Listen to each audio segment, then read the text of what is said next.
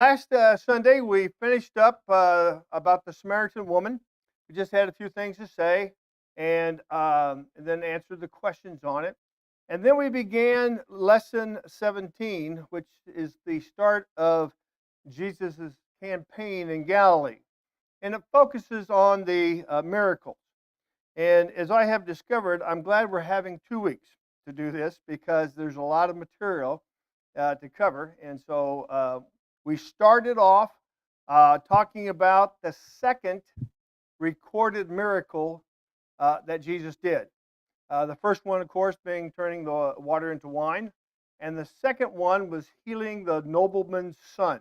Now, that's the second recorded one. The Bible tells us that Jesus had done other signs and miracles at different times prior to that, but for some reason, these are just the first two that are recorded. And it's interesting that only John, the book of John, has these two miracles recorded. We'll find out later on as we continue through the study that there are some other miracles that Jesus did that only John has recorded, but we'll get to those in time. If you remember, we talked about in Capernaum there was a royal official. My Bible says nobleman, which literally means the king's man, who was probably an officer at Herod's court, had a son who was at the point of death. We remember talking about that. And learning that Jesus was in Cana, he hurried to ask him to heal his son. And it was interesting, we noted that Jesus' initial response to the official was rather usual when he says in verse 48, "Then Jesus said to him, 'Unless you people see signs and wonders, you will by no means believe.'" And I asked the question if this was a personal rebuke on the nobleman, and the answer is no. It was basically a general statement, an indictment, if you will, a charge against mankind in general that didn't believe. And the word "you" here is plural in the Greek, and basically it means unless you people see signs and wonders, you simply will not believe. We talked briefly about the difference between signs and wonders. Signs are the miracles themselves. The wonders are what we how we feel. We're exciting. It's phenomenal, extraordinary. And then we talked about that. We said that it was not a personal rebuke, but perhaps Jesus was contrasting, and this makes sense to me, the Galileans with the Samaritans. Remember, the Samaritans believed because of his word. He didn't do any miracles there. At any rate, the words did not deter the official who did believe in Jesus and therefore asked him to help his son live. Christ told him, "Go, your son lives." And that's found in verse 50. And the man, he believed, and he started back that 16 miles back to his home. When he arrived home, of course, we were told in there that he was met and he found out that his son lived and doing well. And he had asked, "What time did this happen?" And we know that it happened at the exact hour, the 7th hour, I believe it says, of when Jesus told the man, "Your son lives."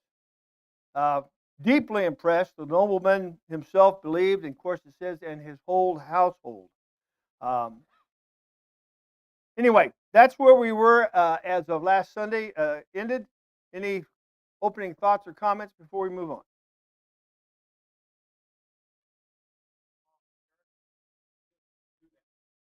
That's right. Well, when you think about it, being parents, there's almost nothing you wouldn't do for your children.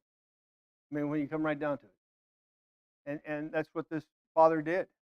He made that trip, not easy, rugged terrain, and went right to Jesus and asked him. Yeah, good point. Okay, moving on. We now shift to Capernaum in Galilee. If you would turn to Matthew chapter 4.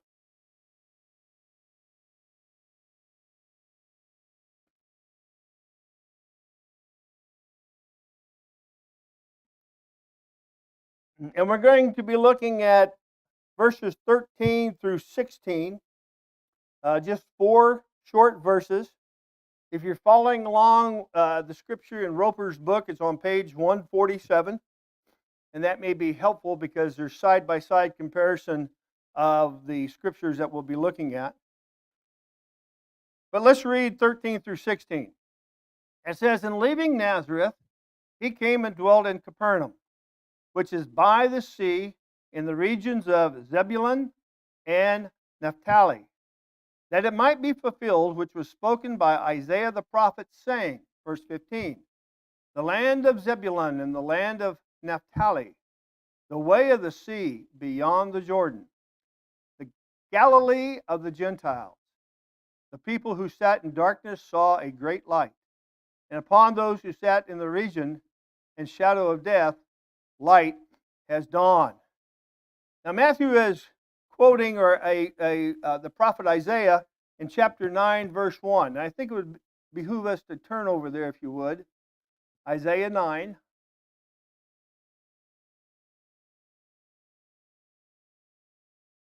And it's interesting, it's just almost word for word. It says, "Nevertheless, the gloom will not be upon her who is distressed. And when at first he lightly esteemed the land of Zebulun and the land of Naphtali, and afterward more heavily oppressed her, by the way of the sea, beyond the Jordan, in Galilee of the Gentiles." Verse 2, "The people who walked in darkness have seen a great light. Those who dwelt in the land of the shadow of death, upon them a light has shined." You know what strikes me about this? There's no way man could have made up the Bible. I mean, with all the references to old scripture and everything else, there's nobody that smart. Let's just put it the way it is. And that's amazing to me. And it was a messianic prophecy. Until the time of John the Baptist's imprisonment, Jesus had made his home in Nazareth. We know that. Jesus left Nazareth and established his base of operations in Capernaum, which is by the sea, as it says there. Now, the city was situated in a region originally allotted to Asher, Zebulun, and Naphtali, 3 of the northern 10 tribes of Israel. And it's interesting that the name Capernaum itself means the village of Nahum. And it may have been the home of the Old Testament prophet that we studied when we looked at the minor prophets. Nahum also means compassionate. So the name may have been given because the village was made up of compassionate people. Either way, it doesn't say, but we can speculate maybe. Matthew here informed his readers that Jesus' move fulfilled part of a familiar messianic prophecy, which we just read.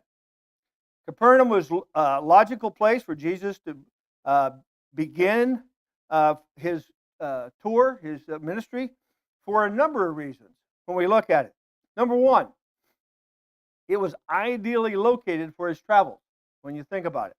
It was situated on the Sea of Galilee, which is also called the Sea of Gennereth. Find that in Numbers 34:11. Lake Gennesaret and the Sea of Tiberias were nearby. The other thing that made this good, it's interesting to note that the Sea of Galilee is not a large body of water. It's about, now to me this is kind of big, but according to what was said, it's about 13 miles long, north to south, and about 8 miles wide from east to west. Now I consider that a pretty good-sized body of water. Remember that Capernaum is below sea level, almost 700 feet. So remember when we talked about going down to Capernaum, even though you're going north? That's why, because of the elevation. The waterway provided access to many of the major population centers in Palestine. Located along its banks were 9 populous cities. Capernaum, number 2, was situated at the point where many important roads came together. It was near a major trade route for Syria to Egypt, and it was called, as we just saw, the Way of the Sea. Verse 15 of chapter 4 there. And also, Capernaum was also a wise place from which Jesus could minister because it was in the most densely populated part of Palestine. A lot of people he could get to and find. This was backed up by the Jewish historian Josephus, who had been governor of Galilee, who wrote there were 240 villages and towns in the area, none of which had a population of less than 15,000. Now that's big when you think about the total number of people there. So there was a lot of people for Jesus to minister to. Also, the population of Galilee was multinational. Note in the last part of verse 15, it says, Galilee of the Gentiles. Multinational. It's interesting to note that Jesus never owned a home. Matt alluded to this in his sermon on Sunday when he quoted Luke 9:58, where he says, Foxes have holes and birds have nests, but the Son of Man has no place to lay his head. He never owned a home, but some of his disciples did. From this time on, during the Galilean ministry, Christ would never be gone long from Capernaum. He would leave from there, start the tours, whatever he was going, and then he would return back there. And there's a number of places in Mark that verifies that.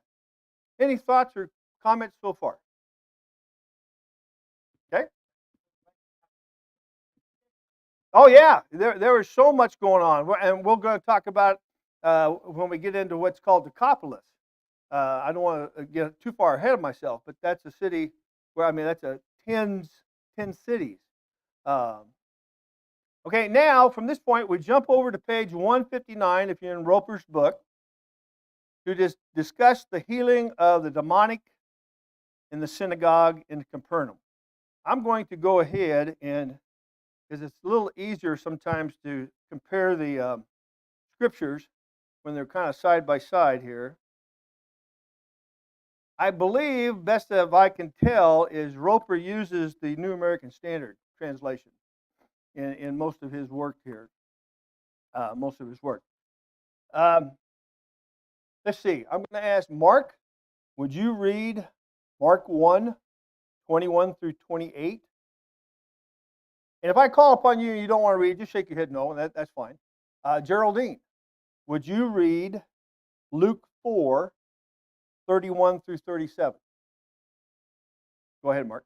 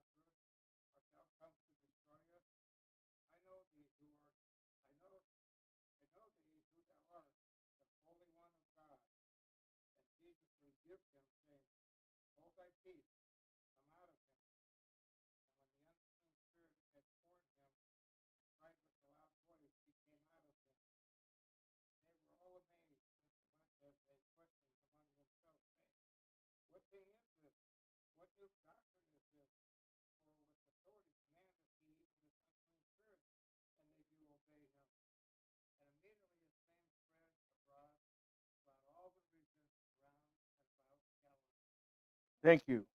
Geraldine, Luke, please.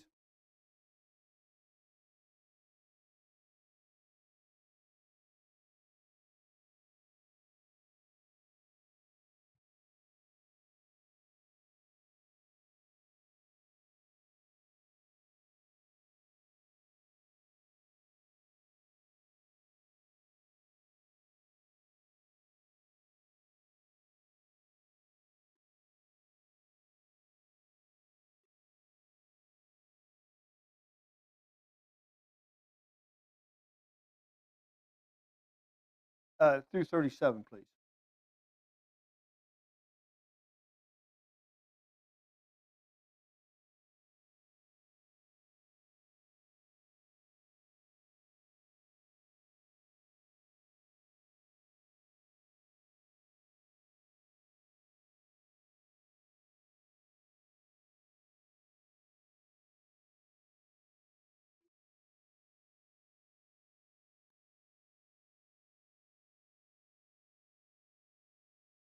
Thank you. Thank you, both of you.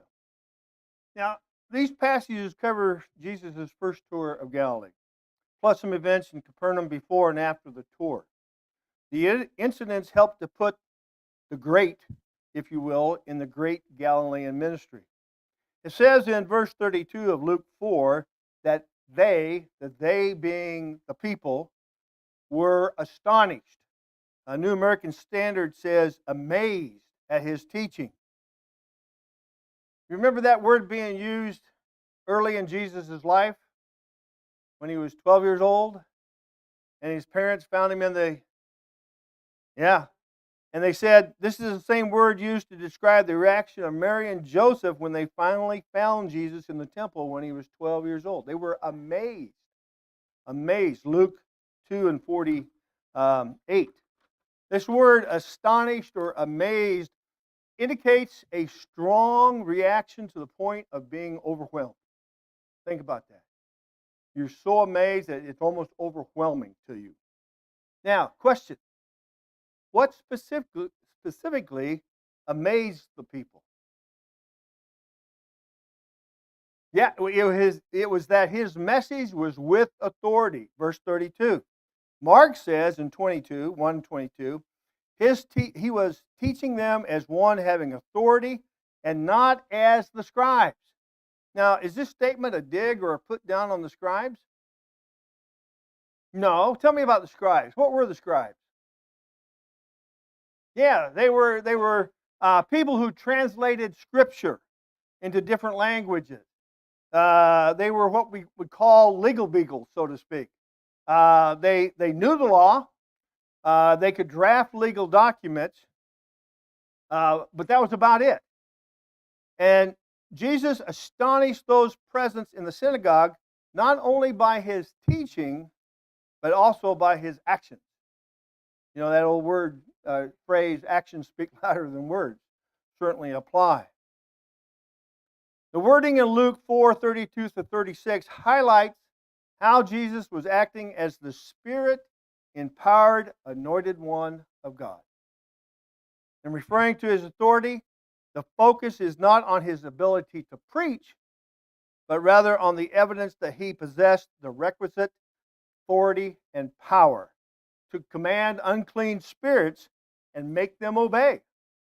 Pretty amazing on that. Now, it's interesting that uncleanness in the Old Testament was the opposite of holiness. Okay, we find that in Leviticus 11:44. The use of unclean emphasizes that the spirit this man had was not from God, certainly not from God. We see that Jesus' remarkable demonstrations of authority set him on a collision course, which we know very well, with the Jewish religious leaders later on. As he later prepared to heal a paralyzed man, which we'll talk about later, he made that shocking claim that the Son of Man, speaking of himself, has authority, the New King James Version says power, on earth to forgive sins. Can you imagine how much that stirred up the Jews? Yeah, sure did. When the paralytic walked, remember Jesus said to him, "Arise, take up your bed and go to your house." So when he walked, the crowd was awestruck. Again, New King James Version says they were marveled and glorified God who had given such authority to man. Any thoughts or comments so far? Okay.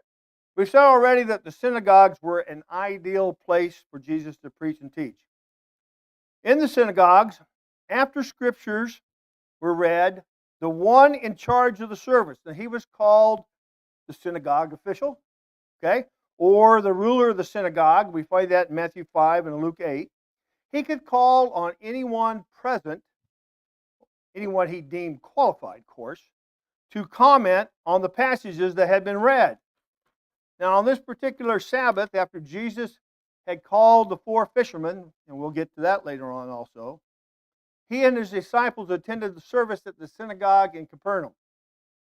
And at the appropriate time, Christ was allowed to speak, and we know that the audience was amazed, astonished at the things he said, and the way he said them.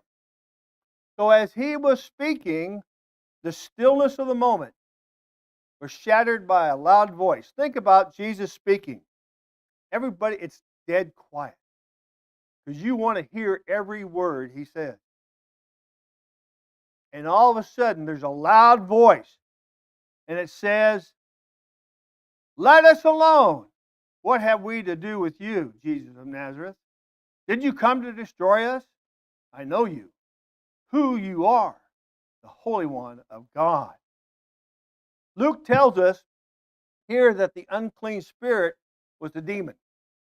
Now, demon is a transliteration of the Greek word daimon. And the King James Version translates the plural form of daimon as devil. Now, this is somewhat confusing because there is only one devil, right? Satan. Demons are evil supernatural beings. They're Satan's subordinates. We find that written in the Bible. Matthew 12:22 through 29 refers to Satan as the ruler of the demons, dedicated to carrying out his will, whatever evil he wants. Whatever evil he wants.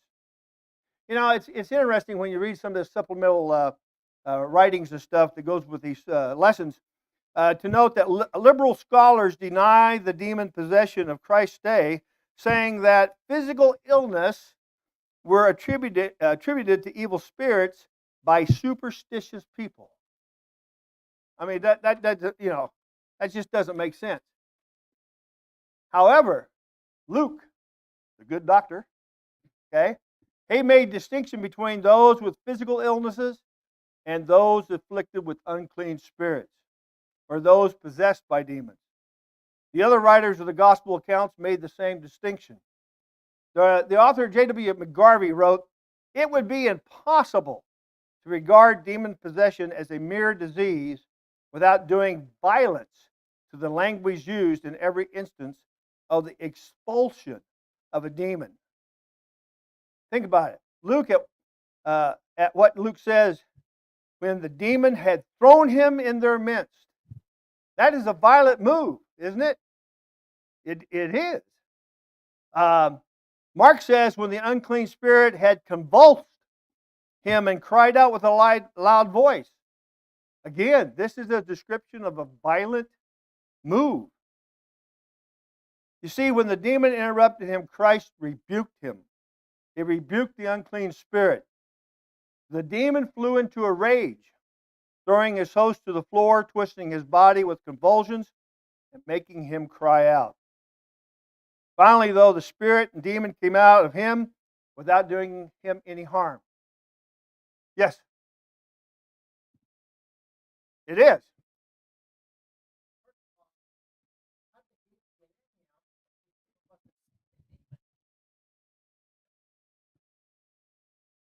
We're going to find out that there was a lot of people had demons, because as we go through some of these uh, um, stories, when the people that they brought, they're sick, they're afflicted, they're demon filled, whoever, to Jesus, and he healed them all.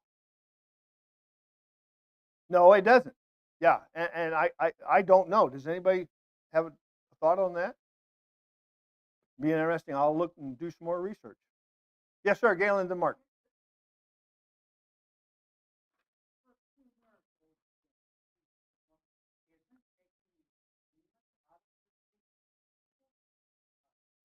Oh, yes, yes. This would be, and I don't know if this is in order, but this would be third. We're going to get going on and talk about Peter's mother-in-law and how she was healed, and all these are miracles. Yes, no doubt about it. It is absolutely a miracle. Other comments or Mark?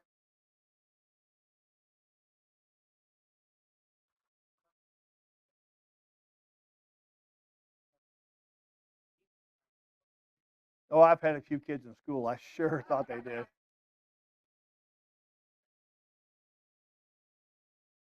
Yeah.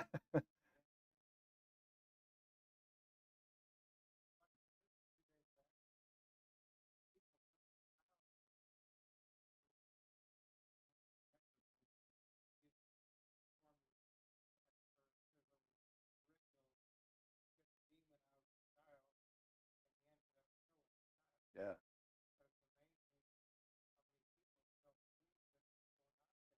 Yeah.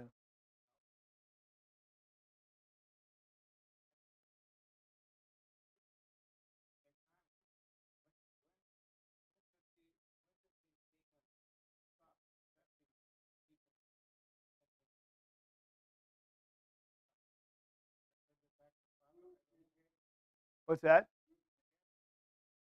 Yeah, I don't know the exact time you're talking about. I'm not aware. I mean, the apostles had, powers uh, that they could perform miracles, and so I would imagine they carried on that tradition if people came to them with a demon possessed person. Um, that's another good question, Jeanette.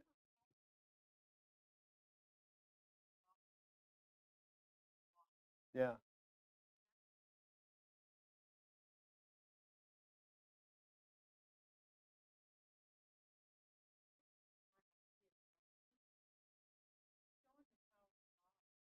yeah.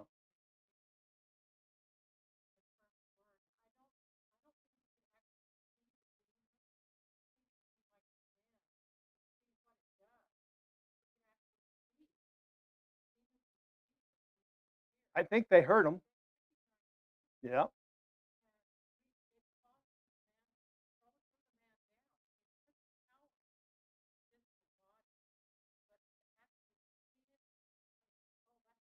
yeah,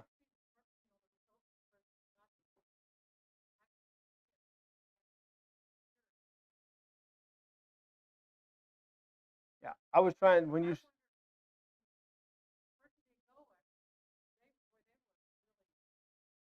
Yeah.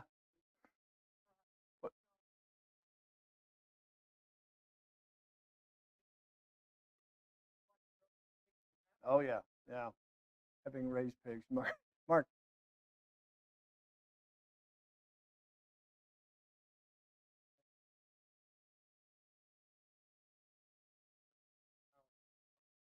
Oh no. Yeah, yeah. I mean, even the demons feared him. You know, we'll find that out a little bit later too.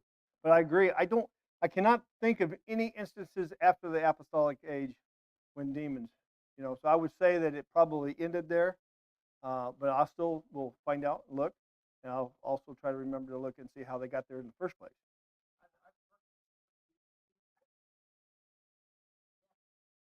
Yeah, yeah,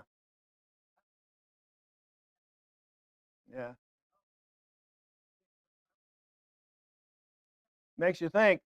Look at what it says in verse 36 and 37 of Luke 4. It says, so they were all amazed and spoke among themselves, saying, what a word this is!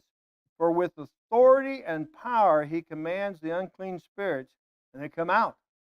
And of course, and the report about him went out every place in the surrounding region. Boy, that news traveled fast. You know it. It had to. Any final thoughts on the casting of the demon?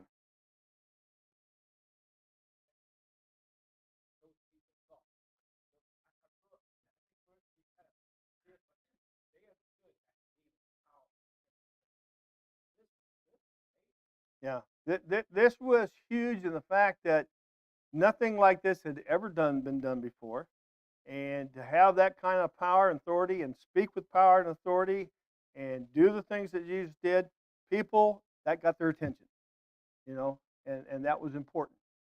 Yeah, good. Galen. Yeah,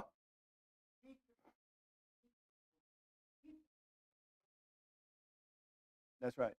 That's right. That's a good point. Okay, now we're going to discuss the healing of Peter's mother-in-law. If you want to turn in Roper's book to page 163, um, three of the four Gospels discuss this, and after reading them all three pretty much say the same thing. Pretty much so. So after the synagogue service, Jesus and his four disciples went to the home of Peter, also called Simon. And this can be fusing when you're reading back and forth, Simon, Peter, all that. So just keep that in mind. And Andrew was there too.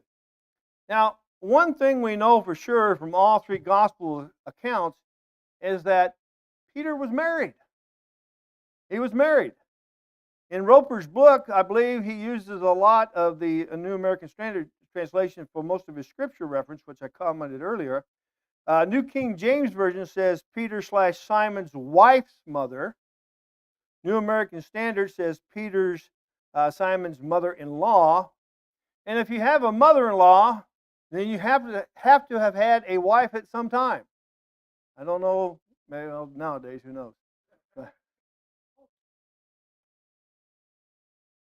They claim that Peter was the first pope, and here we have evidence that he was married, and this actually kind of messes up things for our good Catholic friends who claim that Peter was their first pope, appointed by Jesus himself. And as you just said, popes are not supposed to be married. However, there is historical evidence that between 514 AD and 1268 AD, at least 4 popes were married. Interesting. Back to Peter's house. Andrew lives there too. We find that in verse 1 and 29, chapter 1, 29. Jesus appears to have made Peter's home his center of operations after leaving Nazareth. You see this in Matthew 4 and 13. As we discussed earlier, this was an excellent place for Jesus to begin his preaching excursions into the surrounding countryside because of, as we mentioned, the good roads, the Sea of Galilee, and the nearby rivers that he could use for transportation to get around. Both Mark and Luke indicate that unnamed persons informed Jesus about the illness of Peter's mother-in-law. However, the they of Mark 1:30 may have been Peter, Andrew, James, and John. We can assume that, I think, with pretty confident feelings. Matthew's account says that Jesus himself saw Peter's mother lying sick with a fever. Luke says it was a high fever. Again, the good doctor.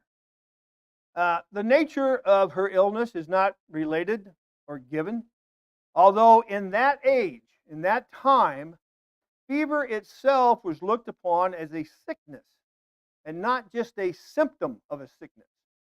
Today, if we're not feeling good, we go to the doctor, and the doctor says, you got a fever? They'll take your temperature.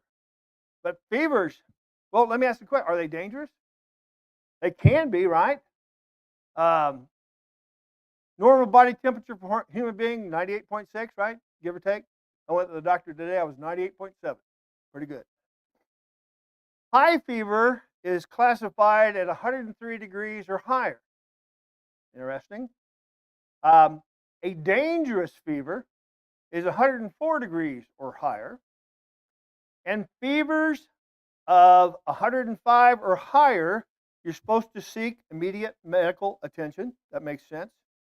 And research showed that fevers 108 or above will normally result in convulsions and death. Found that to be interesting. Came across something that was also interesting. Highest fever ever recorded was 115 degrees on 10 July 1980 to a Willie Jones of Atlanta, Georgia. He spent 24 days in the hospital and he survived. He was fortunate enough. Probably by some doctor standards it was, Yeah. But as we go back to Peter's mother-in-law, the fact that she was unable to get up and wait upon the new arrivals may indicate that this was a serious illness when you think about it. Notice what happens next. Matthew says he touched her hand and the fever left her. Mark says Jesus raised her up, taking her by the hand, and the fever left her. And then Luke says Jesus rebuked the fever and it left her. All three accounts say that she got up and waited on them, which a lot of literature I read suggested that she got up and made a meal for them. She took care of them. They were house guests. The recovery time from when she was cured was nil. It was nothing. Pretty amazing when you think about it. Any questions or comments so far?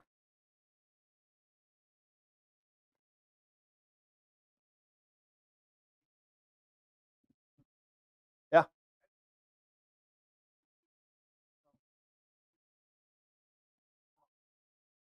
Oh, yeah. Gets right up and starts waiting on them, making dinner, treating them, the way guests would be treated back then. Yeah, pretty amazing. Yes, yes. It was both tradition, but it was the way they were brought up, if you will. Notice what happens next. It says, word had spread like wildfire concerning what had happened earlier in the day at the synagogue when Jesus expelled the demon from the man. We'll read in Matthew and Mark says, when evening had come, Luke says, when the sun was setting, everybody or all who were sick with various diseases and those who were demon possessed, there we have more demons, were brought to see Jesus. Mark says the whole city gathered at the door. That would have been a lot of people out in front. Now, why did all these people wait until sundown to come to see Jesus? Any idea about that? Huh? Possibly they've been working. Any other thoughts, maybe? Um, it appears that many of the Jews were fearful and may have waited until after sundown because of the Sabbath ended at sundown. And they did not want to violate the prohibition about carrying a burden on the Sabbath. Let's turn over to Jeremiah chapter 17.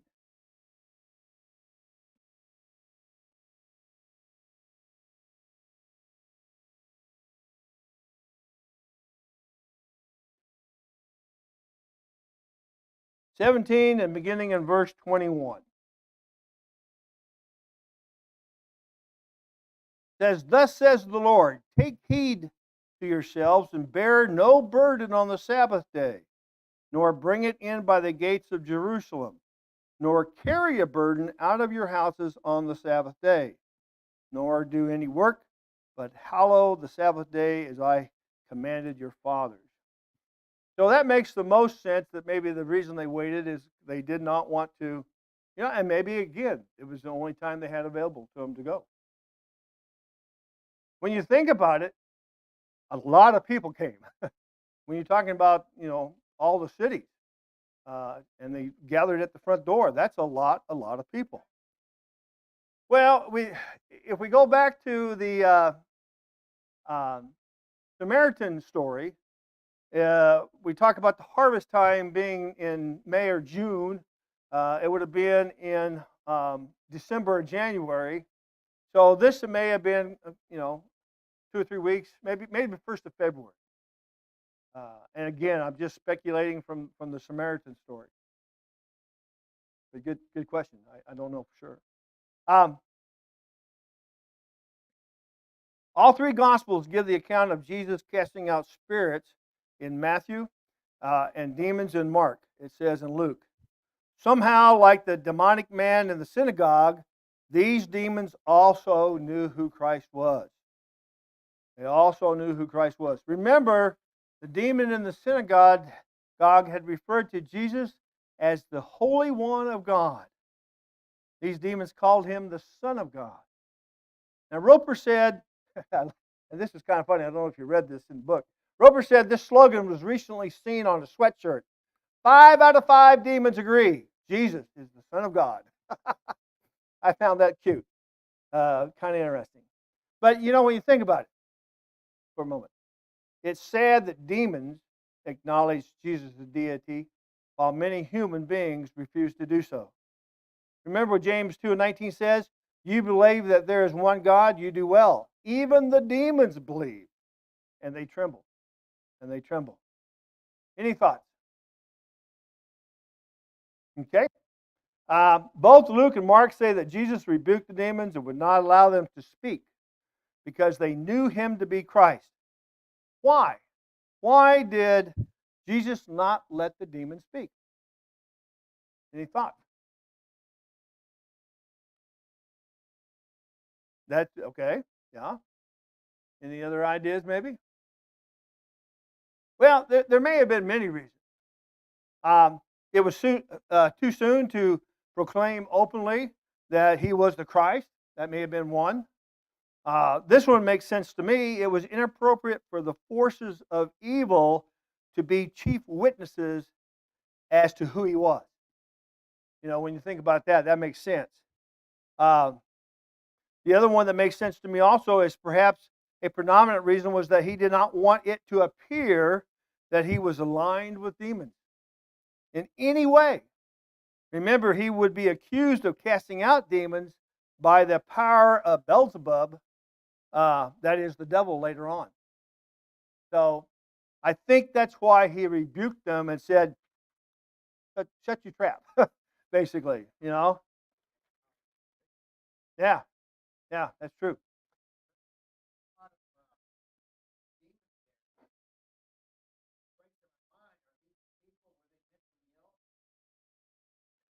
There was probably some that had some, a history of that of some degree. Uh, I just, yeah, it does that. I mean, when you talk about the different ailments that people would bring to Jesus, it was everything was free, open season, so to speak. Anything you had, you could bring to Jesus. He did not discriminate. He did not ask you what your level of faith is or how much you believe, but he healed everyone. That's pretty phenomenal. I think that'd be a good place to stop. We'll pick it up from there about Jesus' first teaching and healing tour in Galilee on Sunday. Thank you very much.